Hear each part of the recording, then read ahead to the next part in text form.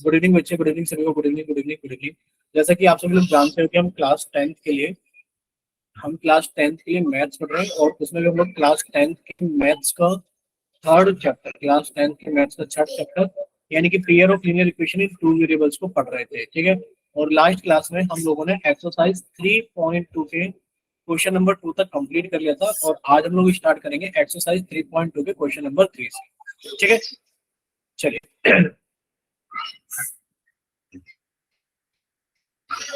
देखिए, एक्सरसाइज 3.2 का question number 2 यहाँ से स्टार्ट होता है, और यहाँ से स्टार्ट करेंगे। ये रही एक्सरसाइज 3.2 के क्वेश्चन नंबर 3 से, ठीक है। इसमें क्या लिखा हुआ है कि form the pair of linear equations for the following problems. नीचे कुछ प्रॉब्लम्स लिखी हुई है, इसके लिए आप पेयर ऑफ लीनियर इक्वेशंस बनाओगे and find their solution bye substitution method, और आप उनके सॉल्यूशन को सब्स्टिट्यूशन मेथड से निकालोगे, ठीक है। इसके अंदर पहला क्वेश्चन क्या है, इसको कट करके हम लोग नेक्स्ट पेज पर लेकर चलते हैं, और आप लोग बताना इसके अंदर पहले आप लोग रीड लगाओगे, उसके बाद में हम लोग इसको डिस्कस करेंगे। चलिए, कोई भी बच्चा अपना माइक ओपन कीजिए और रीड लगाइए जल्दी से। कोई भी एक बच्चा जल्दी से अपना माइक ओपन कीजिए और रीडिंग लगाइए। कोई भी बच्चा, ऐसा नहीं कि कोई नाम देना पड़ेगा, अपना माइक ओपन कीजिए। चले हम लवली के नाम से जिस बच्चे ने क्लास ज्वाइन की है, वो रीडिंग लगाएंगे। नहीं। चलिए, काजल कुमारी के नाम से, जिस बच्ची ने काजल कुमारी कुमारी के नाम से क्लास ज्वाइन की, काजल कुमारी के नाम से। चलिए, आ, राज आप लगाओगे बच्चे, जिस बच्चे ने राज के नाम से क्लास ज्वाइन की है।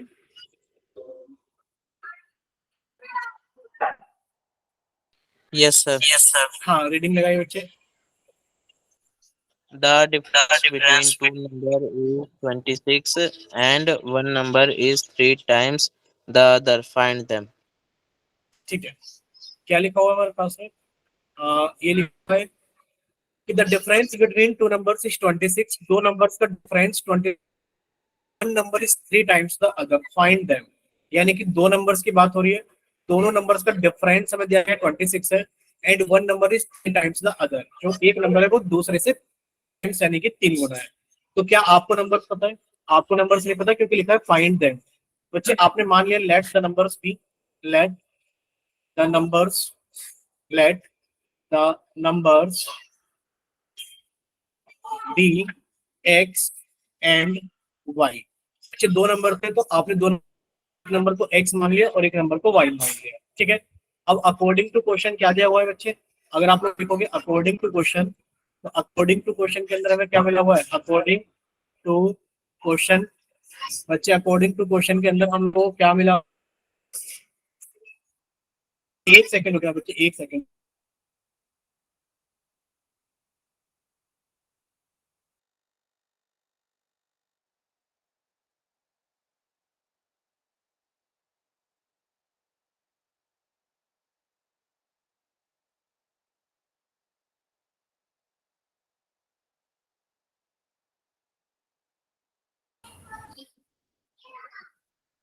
चलिए बच्चे, तो स्टार्ट करते हैं। देखिए, अकॉर्डिंग टू क्वेश्चन आप लिखोगे तो क्या लिखोगे, let the numbers be X and Y. दो नंबर है एक्स और वाई है। The difference between two numbers is 26, यानी कि इन दोनों का डिफरेंस कितना है, 26 है। तो आप एक इक्वेशन बनाओगे कि अगर आपने एक्स में से वाई को घटाया, बच्चे कितना आ जाएगा आपके पास में, 26 आ जाएगा। बोलिए, आएगा कि नहीं आएगा? क्योंकि पहली कंडीशन हम लोगों को यही दी गई है, the difference between two numbers is 26। बच्चे, एक तो ये बन गई इक्वेशन। सेकंड क्या दिया गया है, one number is 3 times the other. जो एक नंबर है वो दूसरे से 3 गुना है। अच्छा, आप हमें खुद बताइए, अगर आपने यहाँ पे लिखा है एक्स माइनस वाई बराबर 26, अगर आपने यहाँ पे लिखा है एक्स माइनस वाई बराबर 26, बच्चे कौन सा नंबर बड़ा है? आप ये भी तो लिख सकते थे कि सर या फिर वाई माइनस एक्स 26। बच्चे, जिसमें से भी आपने जिसको घटाकर लिखा है, यानी कि जाहिर सी बात पर बड़ा है, तभी आप इसमें से छोटे नंबर को घटा रहे हो, 26 आ रहा है। तो अगली जो लाइन बनेगी, one number is times the other, बच्चे वो ऐसी बनेगी, तो बड़ा नंबर है क्या वो छोटे नंबर के बराबर है? नहीं, one number is 3 times the other. जो बड़ा नंबर है वो छोटे नंबर के 3 गुना है। बोले, इतना क्लियर सभी को? ये बच्चे, इतना क्लियर? बोलिए, क्या इतना क्लियर हुआ सभी को? ठीक है, अगर इतना क्लियर है तो ठीक है। आप इक्वेशन क्या लेकर चलोगे कि यहाँ पर सर बड़ा नंबर अगर आपने y लिया है कि y माइनस एक्स बराबर 26 है, तो क्या y x के बराबर है? नहीं, y x के बराबर नहीं है, पर वो छोटे नंबर के 3 गुणे के बराबर है। ठीक है, या तो आप पेयर ऑफ इक्वेशंस ऐसे फॉर्म करोगे इन दोनों कंडीशन से, या फिर आप लोग ऐसे भी लिख सकते हो। ये साइड में आपको समझा दिया गया है। अगर आप ऐसे लिखोगे कि y बड़ा नंबर है, तो बच्चे आपको दूसरी इक्वेशन लिखनी पड़ेगी y बराबर 3x। ठीक है, कोई भी एक इक्वेशन आप लोग बना लेना। अब आपके पास में दोनों इक्वेशंस आ गई हैं। कौन कौन सी इक्वेशन आ गई है कि सर x माइनस वाई बराबर 26 है और x बराबर 3y है। तो बच्चे अब आप यहां से क्या करोगे सर, यहां से आपने पुट कर दी कि put value of x, put value x in equation number 1। आपने x की वैल्यू 3y इक्वेशन के अंदर पुट कर दी।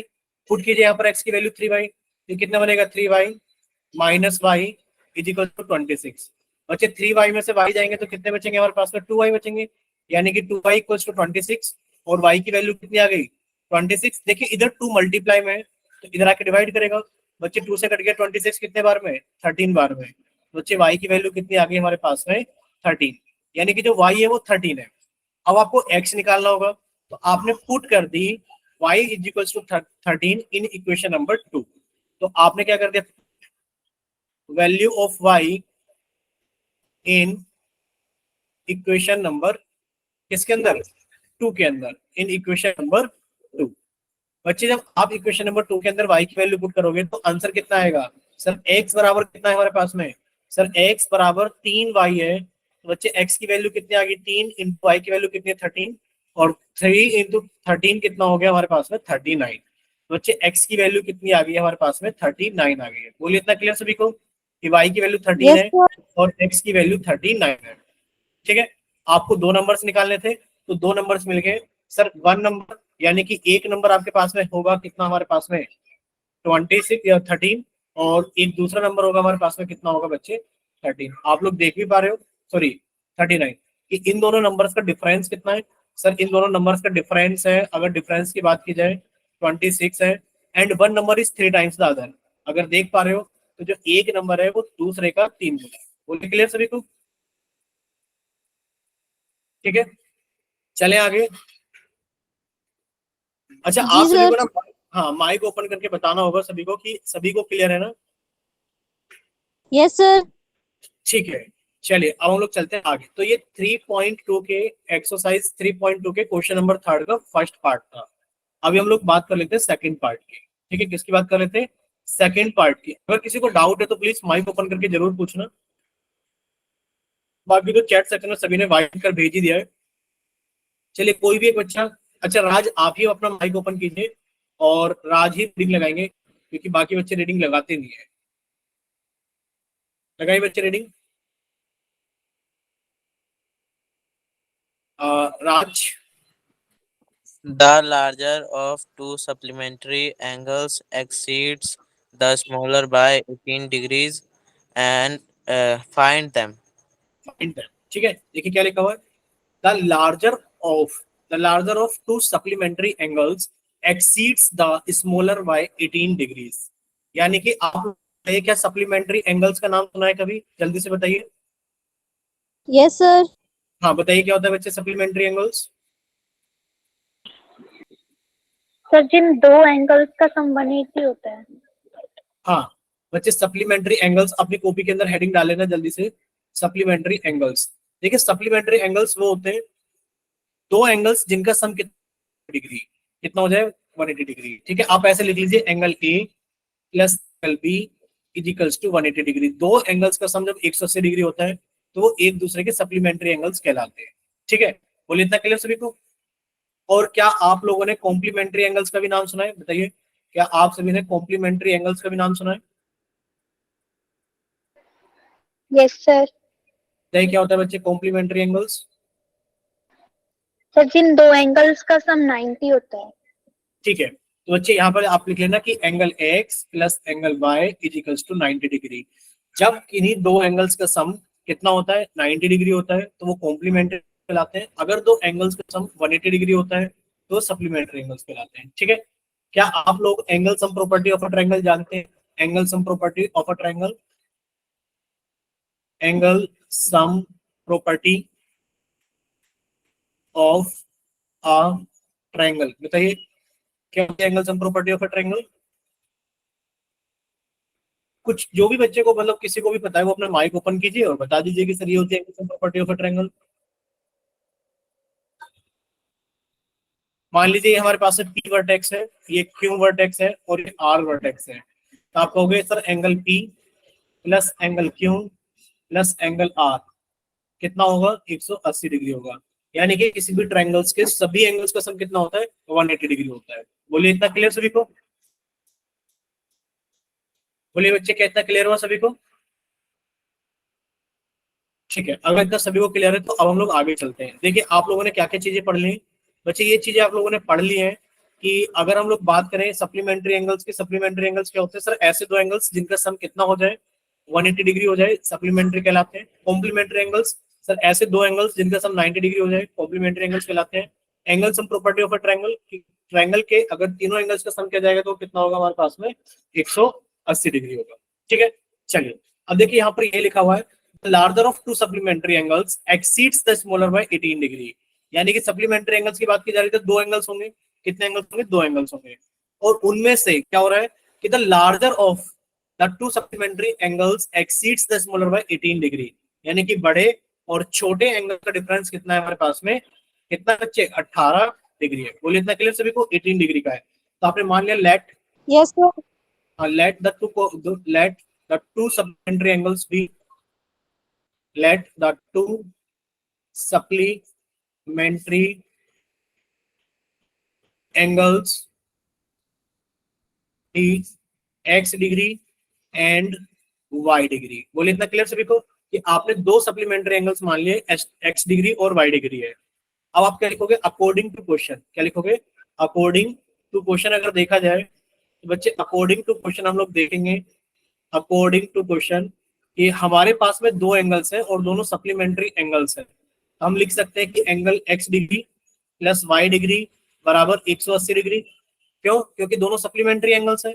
और दूसरा क्या लिखा हुआ है कि बच्चे यहाँ लिखा हुआ है कि the larger of to supplementary angles exceeds the smaller by 18 degree. मान लीजिए आपने x डिग्री को बड़ा एंगल माना, तो आप उसमें से अगर छोटा एंगल घटाते तो कितना आता है आपके पास में? 18 डिग्री आता है। बोलिए क्लियर सभी को? बोलिए Yes, बच्चे sir. ठीक है। तो बच्चे ये दो इक्वेशंस बनेगी, या फिर आप इसको ऐसे भी लिख सकते हो। कैसे लिख सकते हो?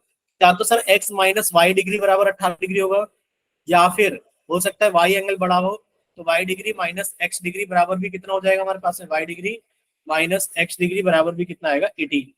ठीक है, जब आप इन दोनों इक्वेशंस को सोल्व करोगे, कौन सी दोनों इक्वेशंस? कि सर या तो हमारे पास में x degree plus y degree कितना है? 180 डिग्री है, या फिर y degree minus x degree 18 degree है। या तो आप इस वाले पेयर को लेंगे, मतलब कोई भी एक पेयर ले लो, दोनों पेयर लेने की जरूरत नहीं है। या तो सर ये वाला पेयर ले लो और या फिर आप ये वाला पेयर ले लो जो आपने बताया है।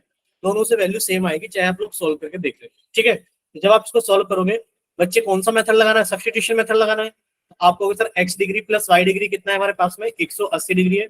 x degree minus y degree कितना? 18 डिग्री है। तो बच्चे अगर इस इक्वेशन से देखा जाए तो आप यहाँ से लिख सकते हो, कितना लिख सकते हो? सर जो x डिग्री की वैल्यू है वो 18 डिग्री प्लस y डिग्री है।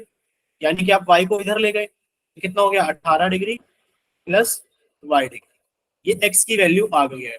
अब आपने क्या कर दिया? इस वैल्यू को पुट कर दिया कौन सी इक्वेशन में? क्योंकि आपने सेकंड इक्वेशन से वैल्यू निकाली है, तो फर्स्ट इक्वेशन के अंदर put the value of x in equation number 1। जब पुट करोगे तो बच्चे x डिग्री की जगह कितना लिख दोगे? x डिग्री की जगह आप लिख दोगे 18 डिग्री प्लस y डिग्री बराबर 180 डिग्री। यानी कि जो y डिग्री की वैल्यू आ गई हमारे पास में, कितनी आ गई है? बताएगा कोई बच्चा? अच्छा, एक y मिस हो गया क्योंकि आपने x की वैल्यू पुट करी है 18 प्लस y। तो बच्चे एक y और है, ये मिस हो गया लिखा, तो इसको भी लिख देते हैं कि plus y degree is equals to 180 degree. ये कितना हो गया? 2y डिग्री बराबर 180 डिग्री माइनस बच्चे 18 डिग्री इधर आके घट गया। जब आपने 180 में से 18 घटा दिया Sir, बच्चे 81 बताइए degree. 81. कौन सा? Sir, y की वैल्यू 81.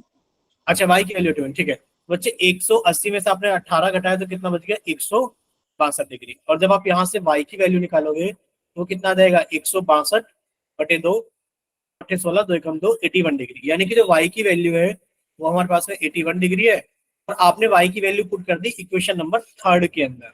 ठीक है, कि put value of y in equation number 3, put की put value of y in equation number 3। जब पुट करोगे तो कितना हो गया बच्चे, x की जो वैल्यू आ गई है वो आ गया 18 degree plus y degree, y की जगह कितना आ गया 81 डिग्री, यानी कि x की वैल्यू कितनी आ गई 99 डिग्री। बोले इतना क्लियर सभी को?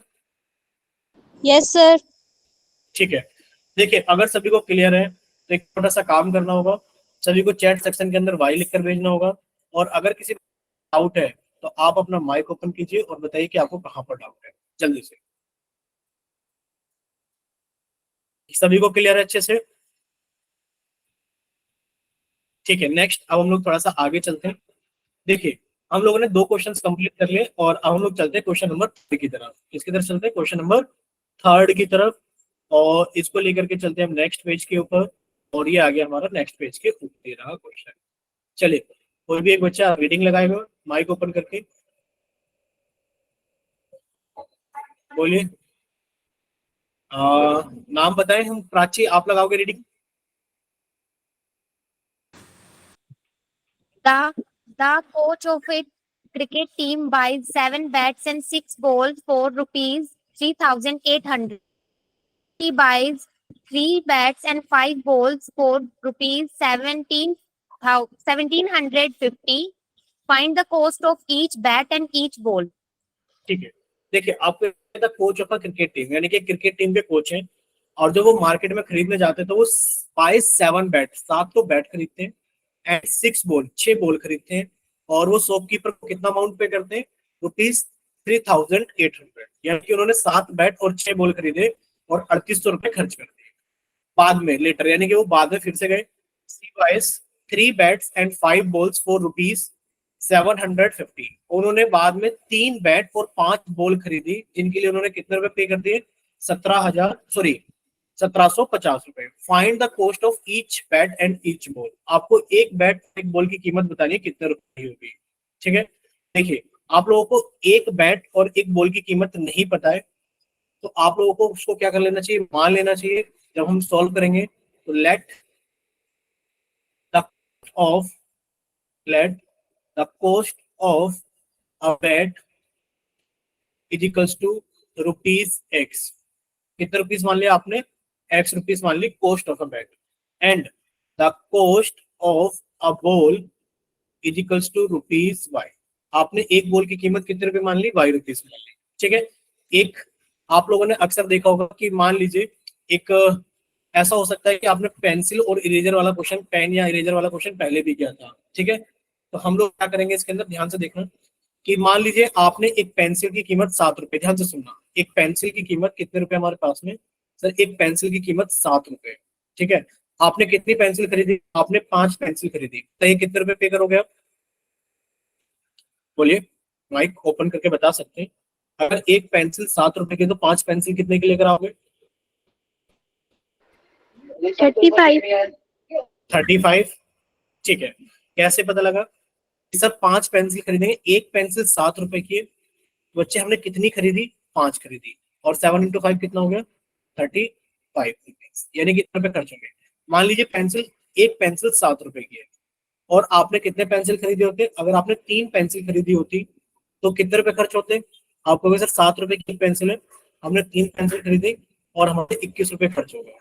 ठीक, अब इसको थोड़ा, पेंसिल की कीमत x रुपए है, मान लेते हैं कि जो पेंसिल है उसकी कीमत कितनी? x रुपए है। कितने रुपए? x रुपए है, और आपने 5 पेंसिलें खरीदी, बताओ कितने रुपए दोगे आप? बोलिए। ठीक है, यानी कि कुछ नहीं करना सर, जो भी पेंसिल की कीमत है उसको नंबर से गुणा कर देना कि आपने कितने नंबर खरीदे, तो x इंटू 5 कितना हो गया? 5x। अगर आपने 3 पेंसिल खरीदी होती तो बच्चे 3 पेंसिल कितने की हो जाती है हमारे पास में? सर एक पेंसिल x की, हमने 3 पेंसिल खरीदी और कितने की होगी हमारे पास में? 3x। ठीक है, अब हम लोग इस्तेमाल करेंगे इसी चीज को अपने क्वेश्चन को सोल्व करेंगे। ठीक है, एक बैट की कीमत कितने है? x रुपीज है, एक बॉल की कीमत कितनी है? y रुपीज है। अगर हम लोग अकॉर्डिंग टू क्वेश्चन देखें, अकॉर्डिंग टू क्वेश्चन, तो कितने बैट खरीदे गए? बैट खरीदे गए 7 बैट। बच्चे एक बैट x रुपए का है, तो 7 बैट कितने का हो गया, 7 इंटू एक्स 7x का, प्लस 7 में खरीदी गई 6 बॉल, अगर एक बॉल वाई की है तो 6 बॉल कितनी हो जाएगी, 6 इंटू वाई यानी कि 6 वाई की। और ये टोटल खर्चा कितना हो गया सर, ये टोटल खर्चा हो गया हमारे पास में 3800 रुपए का। बोले इतना क्लियर सभी को? पहले यहीं पे बताइए किसी बच्चे को यहाँ पर कोई डाउट? ठीक है। सेकंड में क्या दिया गया आप लोगों को, सेकंड में दिया गया है कि अगली बार जब वो जाते हैं तो 3 बैट खरीदते हैं। बच्चे 3 बैट कितने के हो गए सर, 3 इंटू एक्स 3x के, प्लस कितनी बॉल खरीदी, 5 बॉल, 5 बॉल कितने की होगी सर, 5 इंटू वाई की हो गई है। और कितने रुपए खर्चा हो गया, 1750 रुपए का खर्चा हो गया। बोलिए इतना क्लियर सभी को? बोलिए इतना क्लियर सभी को? ठीक है, अगर इतना क्लियर है तो अब आप लोग समझ ही गए हो कि इतना हमें सब्स्टिट्यूशन मेथड से सॉल्व करना है। दो इक्वेशन ये रही हमारे पास में कि sir x plus y sorry 7x plus 6y कितना है 3800 और 3x प्लस 5y कितना 1750। तो एक काम कर लेते हैं, यहाँ से x की वैल्यू निकाल लेते हैं। तो बच्चे 3x की वैल्यू कितनी हो गई सर, 3x की वैल्यू हो गई 1750 माइनस 5y। बच्चे x की वैल्यू कितनी हो गई सर, x की वैल्यू हो गई 1750 माइनस 5y बटा 3। बोले इतना क्लियर सभी को? बोलिए कि इतना क्लियर हुआ सभी को? आपने सेकंड वाली इक्वेशन से आपने x की वैल्यू निकालनी है। ठीक है, चलिए तो अब हम लोग थोड़ा सा आगे चलते हैं। अब हम लोगों को करना क्या है बच्चे, हम लोगों को सिर्फ इतना करना है कि x की वैल्यू हमने सेकंड इक्वेशन से निकाली है, तो इसको पुट करेंगे फर्स्ट के अंदर। Put value of x in equation number 1। Put कीजिए x की वैल्यू इक्वेशन नंबर 1 के अंदर।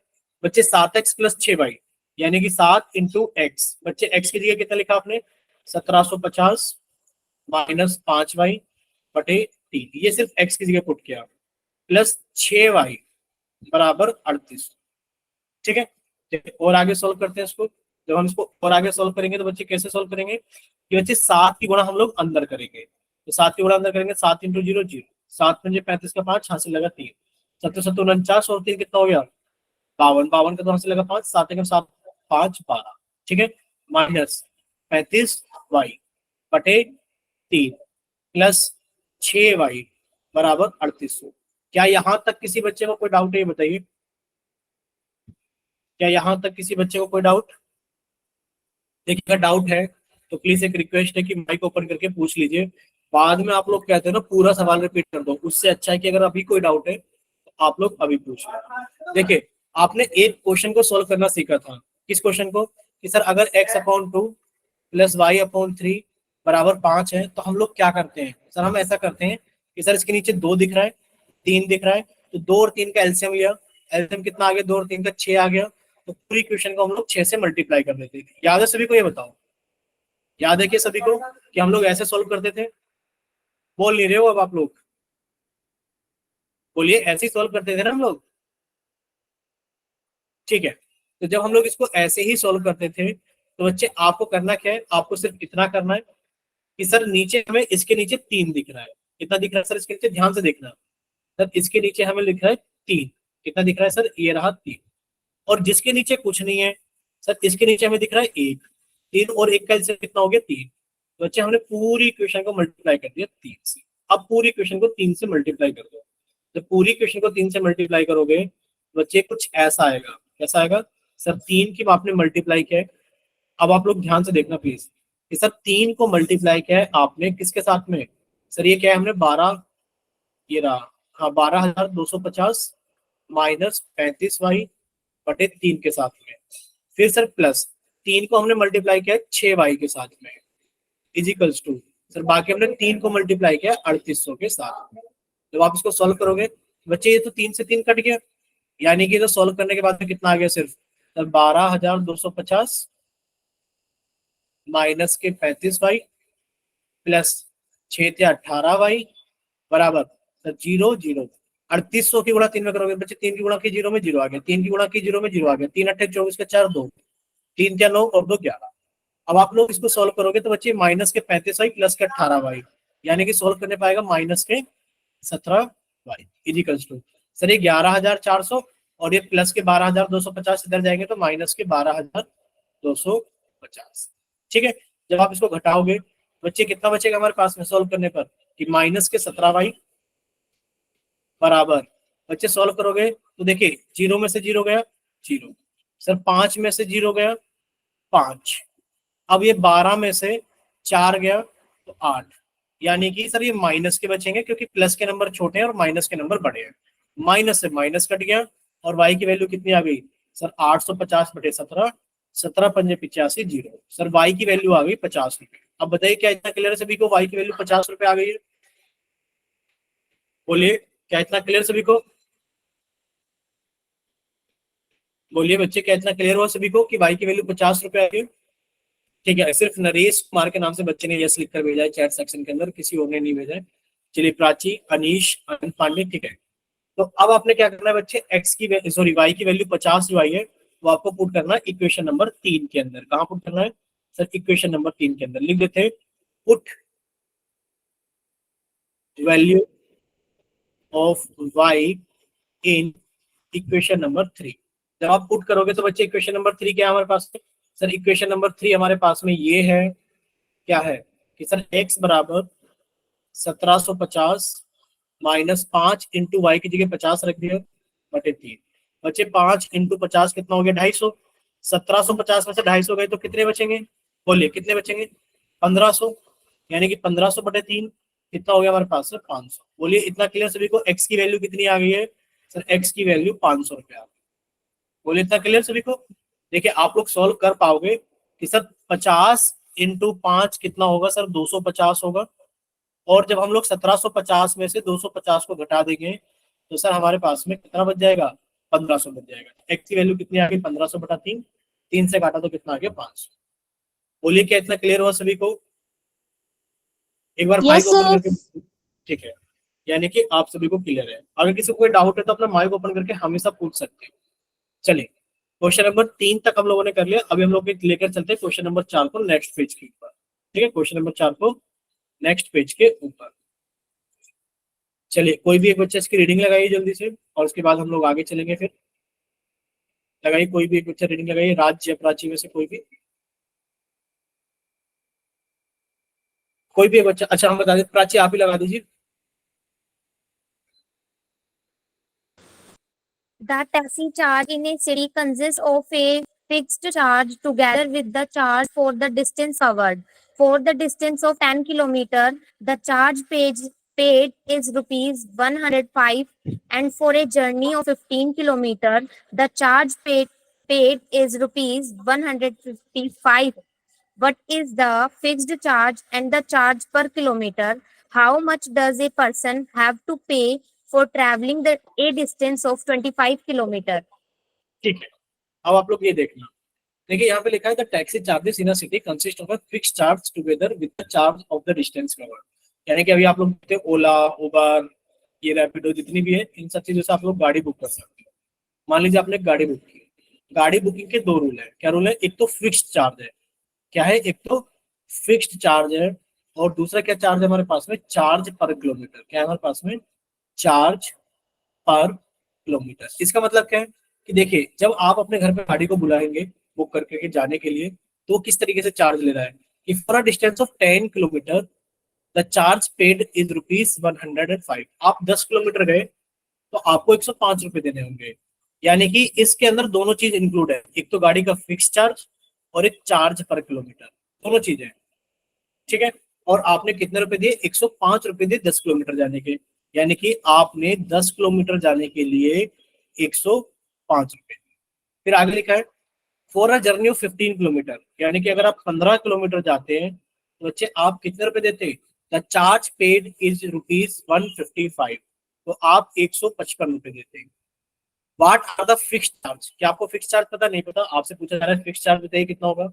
एंड द चार्ज पर किलोमीटर, आपसे पूछा जा रहा है बताइए 1 किलोमीटर का चार्ज कितना होगा। जब आप ये दोनों चीज निकाल लेंगे फिर आपसे पूछा जा रहा है how much does a person have to pay for travelling a distance of 25 kilometre.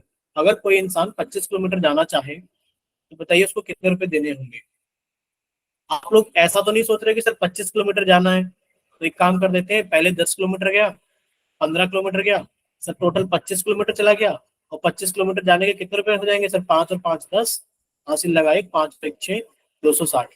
बोलिए ऐसा कितना बच्चा सोच रहे हैं कि सर पहले 10 किलोमीटर जा रहा है तो 105 दे रहा है, सर 15 किलोमीटर और जा रहा है तो 155 दे रहा है, अगर सर 25 किलोमीटर जाएगा तो 260 रुपए देगा। बोलिए ऐसा सही है क्या? बोलिए, अरे बोलो हाँ या ना, जो भी बोलना है कि हाँ सर ठीक है, नहीं सर गलत है, कुछ बोलो। हाँ जी सर। ठीक है, प्राची के अकॉर्डिंग ठीक है,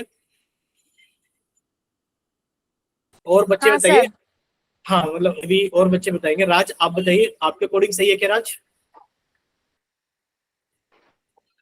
सर गलत है। गलत है, ठीक है। नरेश कुमार के नाम से एक बच्चे ने क्लास ज्वाइन की, वो कह रहे गलत है। राज आप बताइए आपका क्या कहना है? अरे राज है या चले गए क्लास छोड़ करके? राज है अभी, बस ये बताना है कि सही है या गलत है। चलिए, तो ये एकदम गलत है। क्यों गलत है? ये इसलिए गलत है, पहले समझ में आना चाहिए ना कि क्यों गलत है। देखिए, जब आप 10 किलोमीटर गए, जब आप 10 किलोमीटर गए तो 10 किलोमीटर जाने में आपने दोनों चीजें दी है। बच्चे एक जगह अटकी है ऐसा स्क्रीन तो नहीं है कि एक जगह अटकी हुई है। पहले बच्चे बताइए, सभी को दिख रहा है ना कि 10 किलोमीटर तक बॉक्स यस बना है? सर। हाँ, बच्चे स्क्रीन नहीं अटक रही है, स्क्रीन एकदम ठीक है। देखिए, पहले अगर आप 10 किलोमीटर को देखोगे तो आपको साफ साफ कहा गया है, क्या कहा गया है कि जो टैक्सी चार्ज है ना सिटी के अंदर, वो दो चीजों से मिलकर बना हुआ है, वो चीज फिक्स है। आप लोग देखते भी होंगे मूवीज या फिर एडवर्टाइज वगैरह में जो एड वगैरह आती है कि जब ऑटो को बुक करके लेकर जाते हैं तो वो मीटर चला देते हैं, यानी कि 1 किलोमीटर का कुछ चार्ज लेते हैं। तो जितने भी शहर है टैक्सी चार्जेस, उसके अंदर दो चीजें, फिक्स चार्ज प्लस चार्जेस पर किलोमीटर। जब आप 10 किलोमीटर गए तो आपने दोनों चीज दी, एक तो फिक्स चार्ज दिया प्लस चार्ज पर किलोमीटर दिया, तो आपके 105 रुपए हुए। जब आप 15 किलोमीटर गए तब भी आपने फिक्स चार्ज दिया प्लस चार्ज पर किलोमीटर दिया, तो आपके 155 रुपए हुए। आपको नहीं लगता कि जब आप इनको जोड़ोगे तो आपने फिक्स चार्ज को दो बार जोड़ लिया है? बोलिए, यानी कि अगर आपने 15 किलोमीटर, दस सर किलोमीटर 25 किलोमीटर को अगर आपने कहा 260 रुपए देंगे, तो आपने फिक्स चार्ज दो बार नहीं दे दिया। और आपको दो बार देना थोड़ी नहीं है, आप तो अपने घर से बुक करके 25 किलोमीटर गए, आपको तो सिर्फ एक ही बार फिक्स चार्ज देना है। यानी कि क्वेश्चन गलत है, आपको इस तरीके से नहीं करना है। अब करना क्या है हमें, यानी कि इतना क्लियर सभी सभी को समझ में आ गया होगा कि सर ऐसे नहीं करना है 25 किलोमीटर का निकालने के लिए। देखिए, आपको मानना पड़ेगा कि मान लेते हैं जो गाड़ी है इसका एक फिक्स चार्ज कितना है, ₹X है। Let fix charge, let the fixed charge be ₹X. Let the fixed charge be ₹X. यानी कि आपने अपने घर पे गाड़ी बुक करके बुलाई, उसमें एक फिक्स चार्ज है, आप जाओ मत जाओ इतना तो देना ही पड़ेगा। फिर क्या है, चार्जेस पर kilometre, and let the charges charges पर किलोमीटर भी ₹Y। तो इतना क्लियर कि सर एक आपका फिक्स चार्ज वो ₹X है और 1 किलोमीटर जाने का चार्जेस कितना है, ₹Y है। क्लियर? जब आप कितना गए, जब आप 10 किलोमीटर गए तो बच्चे अकॉर्डिंग टू क्वेश्चन, जब आप इक्वेशन बनाओगे अकॉर्डिंग टू क्वेश्चन, तो बच्चे आप कितना किलोमीटर गए, 10 किलोमीटर। 1 किलोमीटर जाने के ₹Y है, तो बच्चे 10 किलोमीटर जाने के कितने हो गए, 10Y। भाई आप ये समझिए ना कि अगर आप 1 किलोमीटर जाते हैं तो आपको ₹2 देने पड़ते हैं। अगर आप 5 किलोमीटर जाएंगे तो कितने रुपए देने पड़ेंगे सर, 2 × 5 हमें ₹10 देने पड़ेंगे। ठीक, अगर आप 7 किलोमीटर जाओगे तो कितने रुपए देने पड़ेंगे, तो सर 1 किलोमीटर के 2 है और 7 किलोमीटर के कितने हो जाएंगे हमारे पास में, ₹14 हो जाएंगे। बोलिए क्लियर सभी को? अगर 1 किलोमीटर के हमारे पास में ₹Y है, तो बताइए 5 किलोमीटर के कितने हो जाएंगे सर, 5 किलोमीटर के हो जाएंगे 5 × Y और कितना हो गया 5Y। ठीक है, तो आपने इसी चीज को इस्तेमाल किया कि सर अगर हम 10 किलोमीटर जाएंगे तो 10Y तुम्हारा ये लगेगा चार्जेस पर किलोमीटर, लेकिन पर सर एक फिक्स चार्ज भी लगेगा और दोनों को जोड़ करके ₹105 का खर्चा होता है। बोलिए इतना क्लियर सभी को? बोलिए, माइक ओपन करके बोलिए हाँ या ना, बोलिए, नहीं बोल रहे हो? ठीक है, यानी कि आप जब 15 किलोमीटर जाते हैं तो बच्चे कितना किलोमीटर, कितना रुपए हो गए, 15Y, और उसके अंदर भी फिक्स चार्ज जुड़ा होगा। जब आप 15 किलोमीटर गए होंगे तो आपने ₹155 दिए। बस ये दो ही क्वेश्चन है। अब आप हमें एक बार माइक ओपन करके बता दो कि क्लियर है या नहीं है। हमें चैट सेक्शन में तो वाई दिख रहे हैं, लेकिन पर आप एक बार माइक ओपन करके भी बताइए कि हाँ क्लियर है या नहीं है। बोलिए। Yes sir. ठीक है, क्लियर है ना? Yes sir. अब आपने ये चीज देखी होगी, एक चीज और समझाते हैं आपको। क्या चीज देखी होगी? देखिए, आप लोगों ने ये भी सुना होगा कि जैसे अभी आपको समझाया जा रहा है कि ये गाड़ी है, इससे दो चार्जेस लेती है, एक तो लेती है फिक्स चार्ज और एक जाती है हमारे पास में चार्जेस पर किलोमीटर। क्या जाते हैं, चार्जेस पर किलोमीटर।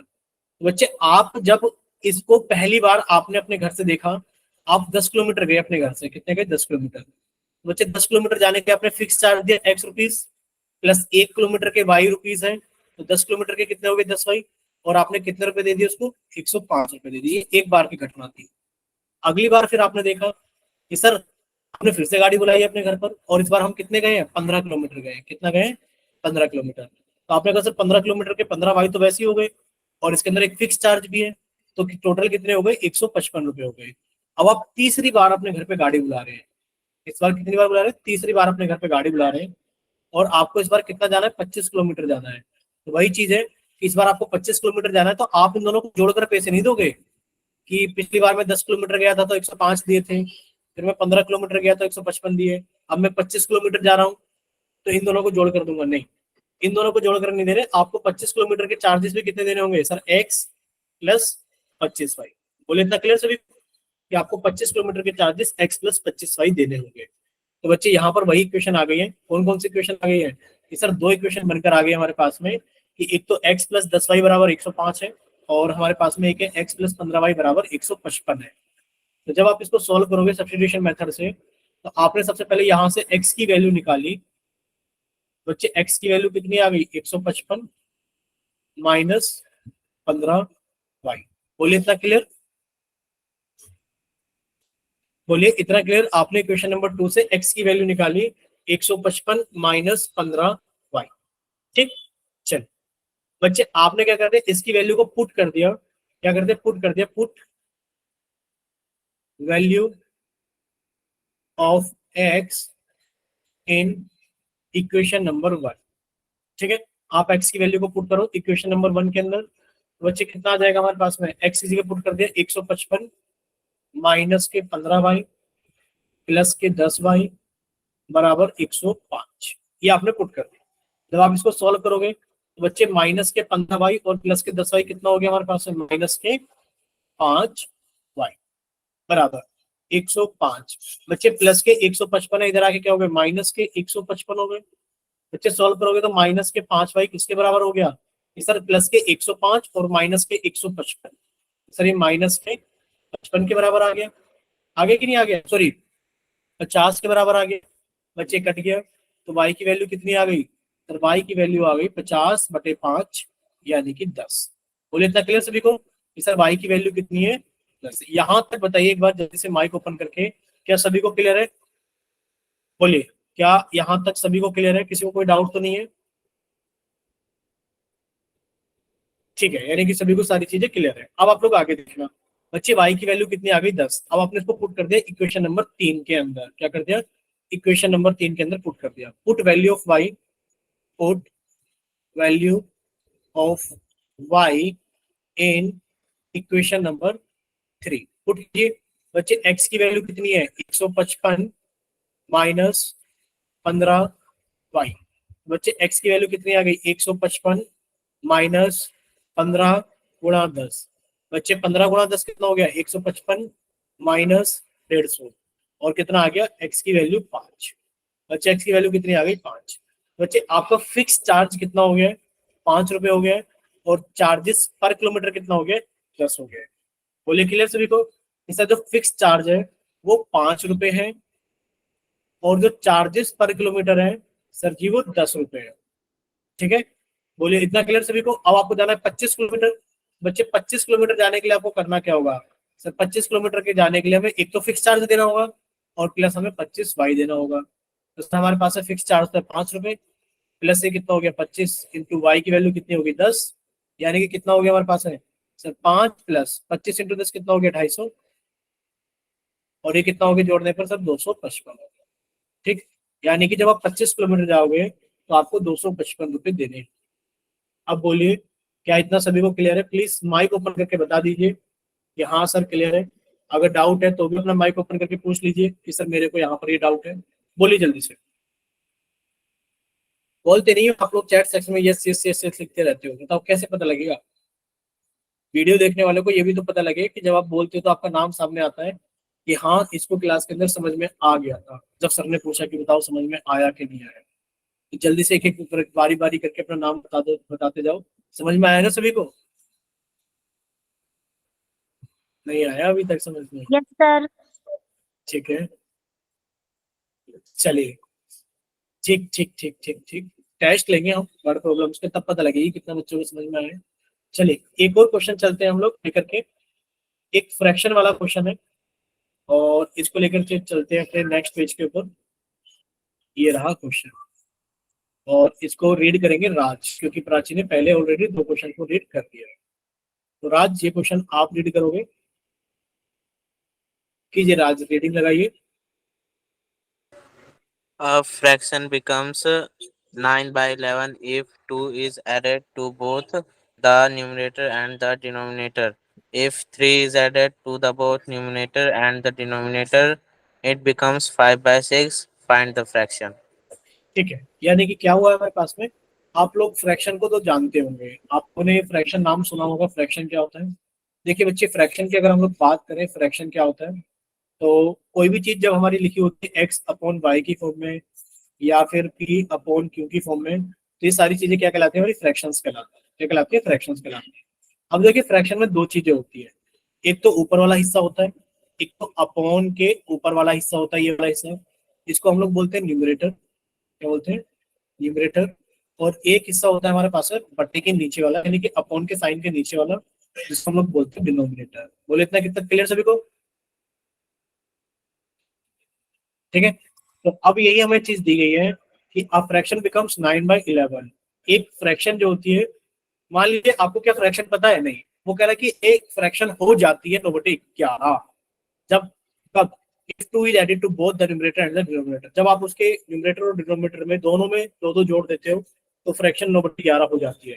यानी कि ऑलरेडी पहले से कोई ना कोई फ्रैक्शन रही होगी, तो आपने मान लिया कि जो सर पहले फ्रैक्शन रही होगी, लेट द फ्रैक्शन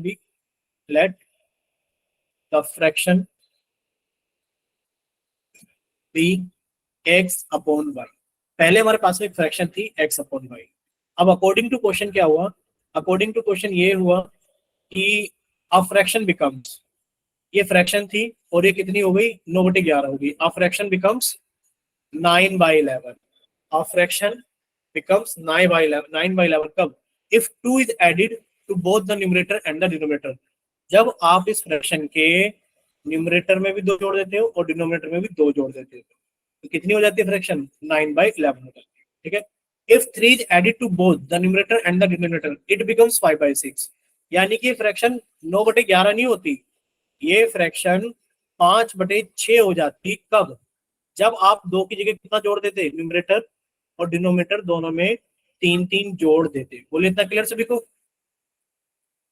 बोले क्या इतना क्लियर है सभी को? बोले क्या इतना क्लियर सभी को? भाई एक फ्रैक्शन थी, आप लोगों ने एक फ्रैक्शन माना कि sir fraction x upon y थी, तो ये जो फ्रैक्शन है वो 9/11 हो जाती है। कब? जब आप इसके न्यूमरेटर और डिनोमिनेटर दोनों में 2 जोड़ते हो। और ये फ्रैक्शन 5/6 हो जाती है। कब? जब आप इसके न्यूमरेटर और डिनोमिनेटर में 2 की जगह क्या जोड़ देते हो? 3 जोड़ते हो। ठीक है, चलिए, तो अब हम इनको सॉल्व करना सीखेंगे। वैसे हमने इनको सॉल्व करना सीखा हुआ है, बट फिर भी आपको ये वैसे इक्वेशन दिख रही जैसे हमें दिखनी चाहिए। कैसी इक्वेशन दिख रही? सर ये हमें ax प्लस बी वाई बराबर सी के जैसी नहीं दिख रही।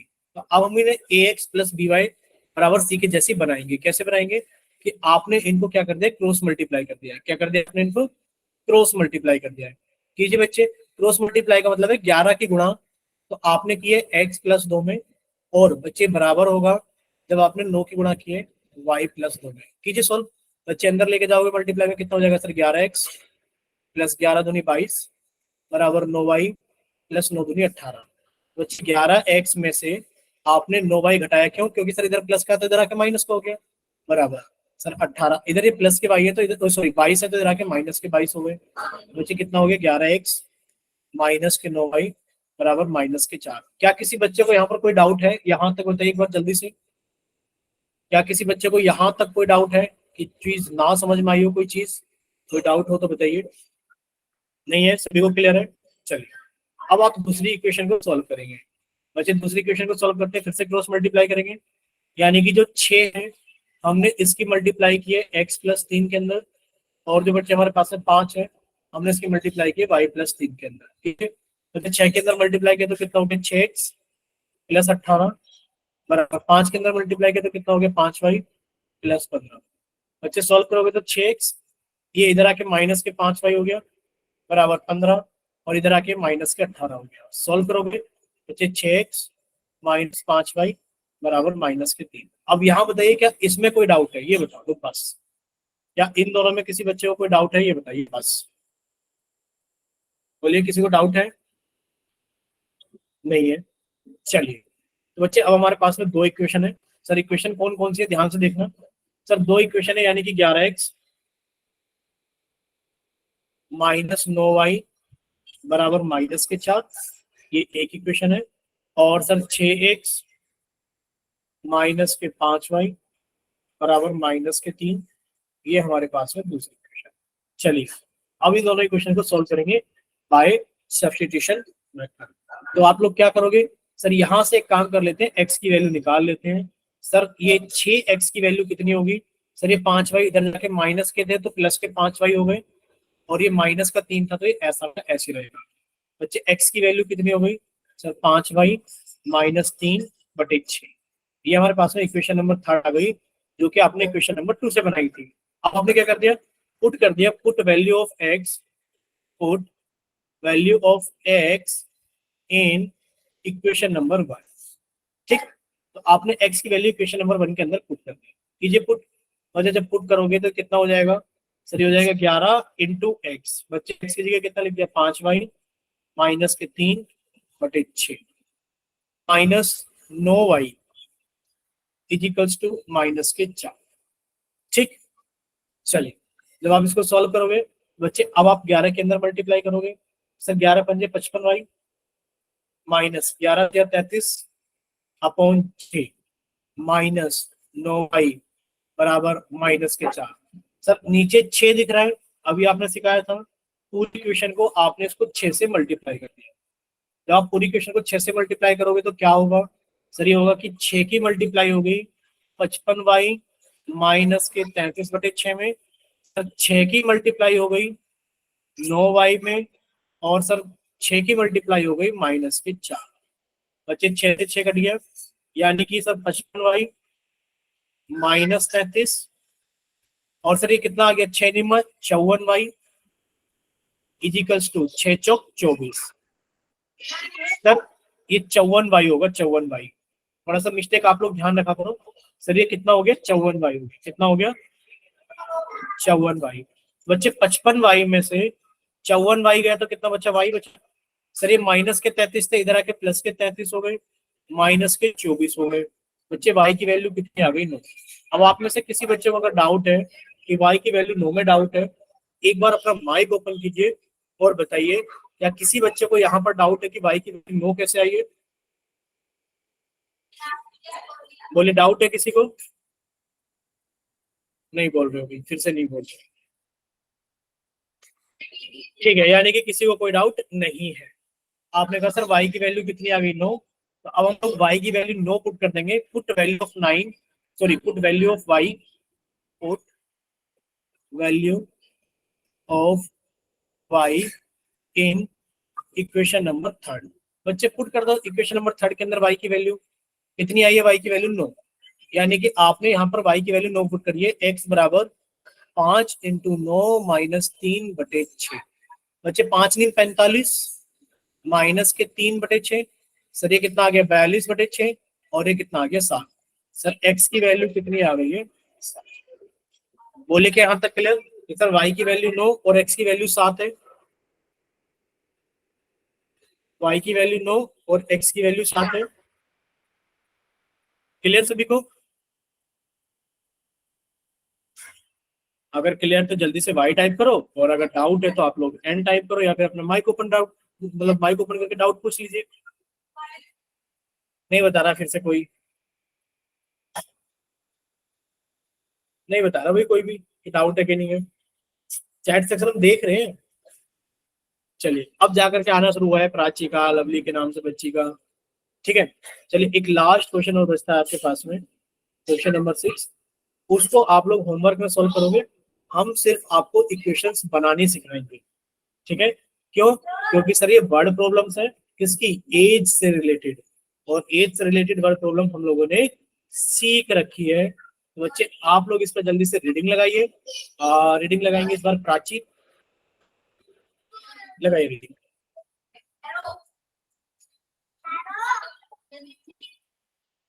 प्राची लगाइए रीडिंग बच्चे।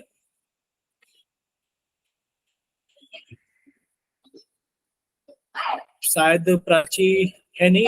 राज आप लगाइए रीडिंग। नहीं लगा रही है, लगाइए लगाइए लगाइए प्राची लगाइए।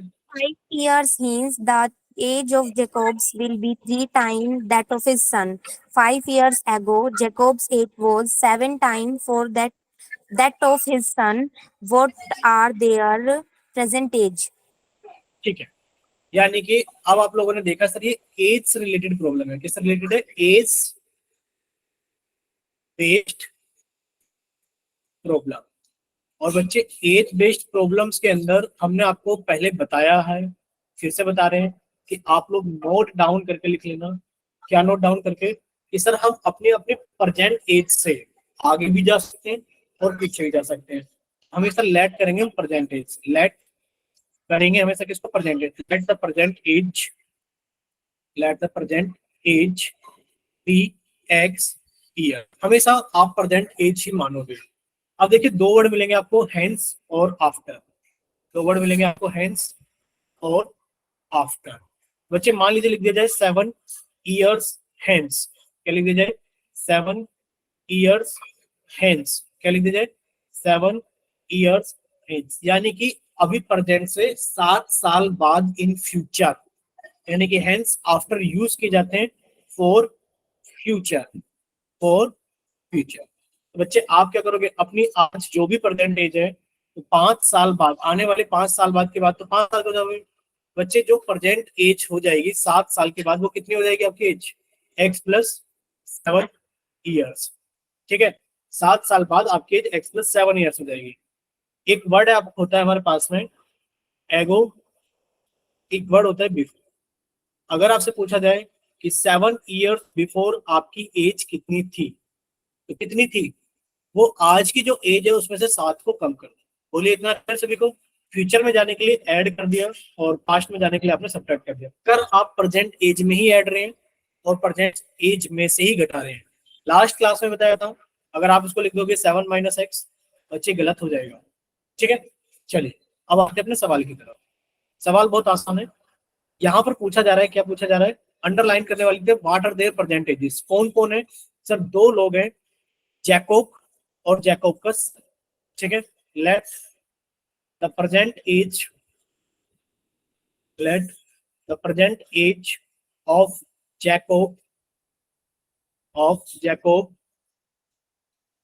B x years.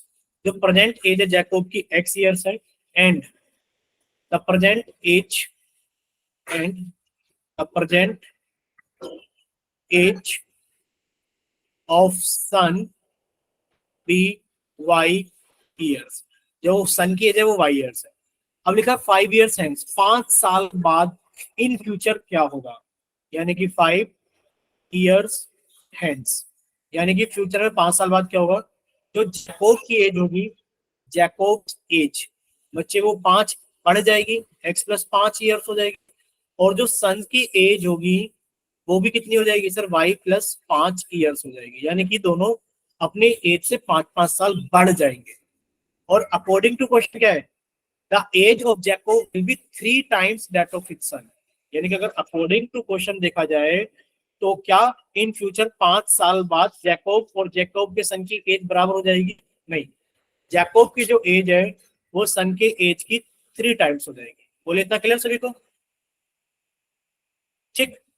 चलिए अब यहां पर लिखा है 5 years एगो, 5 साल पहले क्या रिलेशन था, 5 साल पहले 5 years एगो, लिखे है 5 years एगो। अगर 5 साल पहले का देखें बच्चे, जैकोब्स एज बताइए, जैकोब की एज कितनी रही होगी सर, 5 साल पहले जो जैकोब की एज रही होगी वो प्रेजेंट से 5 साल कम रही होगी, और जो सन की एज रही होगी बच्चे वो भी क्या रही होगी, प्रेजेंट एज से 5 साल कम रही होगी।